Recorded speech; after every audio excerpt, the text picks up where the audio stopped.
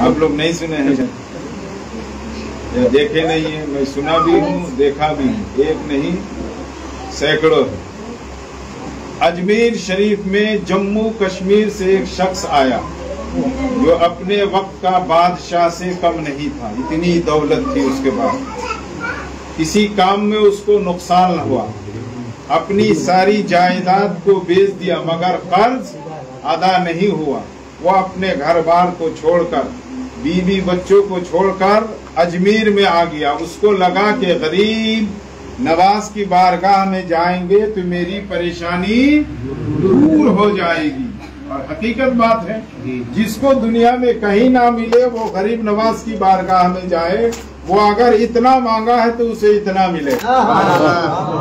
क्यों मिलेगा? कि ये आले रसूल के औलाद है, ये रसूल के औलाद है, ये आले रसूल है।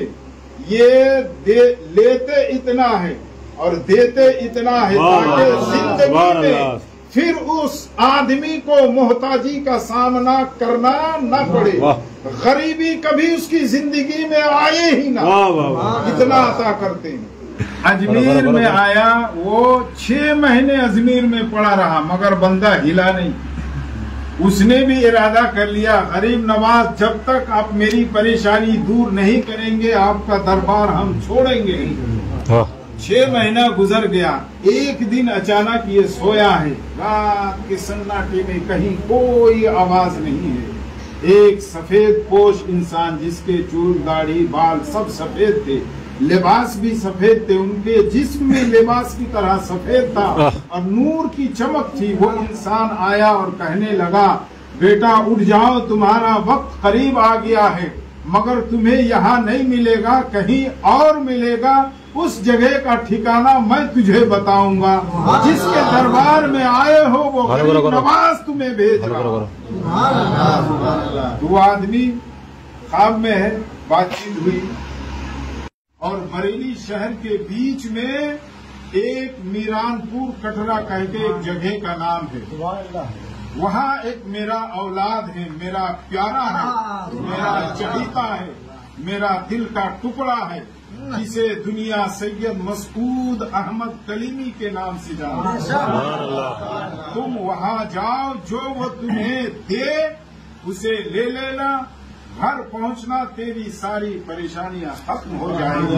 तू जैसे पहले माल दौलत वाला था फिर से माल और दौलत वाला बन जाएगा, तेरी जिंदगी खुश हो जाएगी।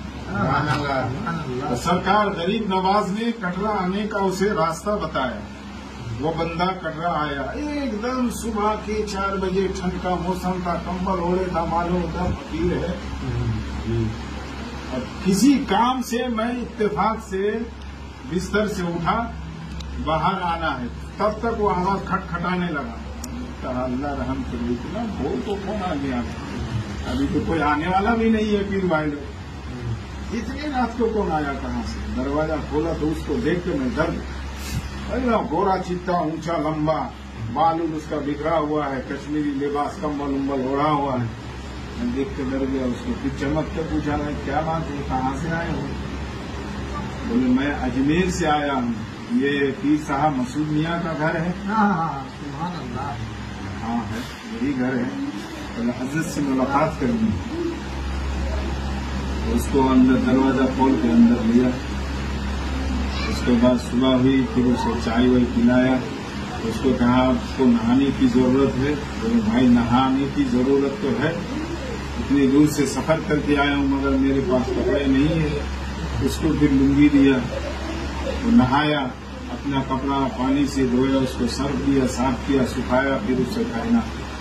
पीर साहब आए, पीर साहब को बोले हुजूर ऐसी ऐसी बात है, हुजूर कोई बंदा आया है, जम्मू का रहने वाला, वो अजमेर में 6 महीने से पड़ा था, वो अजमेर से यहाँ आया है, कोई उसको ख्वाब में बोला। तो अब पीर साहब से पूरी डिटेल्स बात हुई। पीर साहब ने मुझे बुलाया तो मौलाना को बुला। उसके बाद बोला इसकी बात सुने हो पूरी? बोले नहीं जी, नहीं पूरी बात नहीं सुना, वो जितना सुनाया मैंने आपको बता दिया उतना। तो वो बंदा के लिए पीर साहब ने कहा चलो इनको नाश्ता कराए। बोले नहीं, चाय वाय पिलाया। नाश्ता मंगा के नाश्ता कराओ, इसकी तबीयत जितने दिन चाहे उतने दिन रहे हो, इसका इंतजाम कर देना, कोई परेशानी ना हो। तुम खुद देखना इसको, किसी को मत कहना। सुभान अल्लाह। बोले ये गरीब नवाज का भेजा हुआ मेहमान है, तुम खुद इसको देखना, कोई परेशानी ना हो।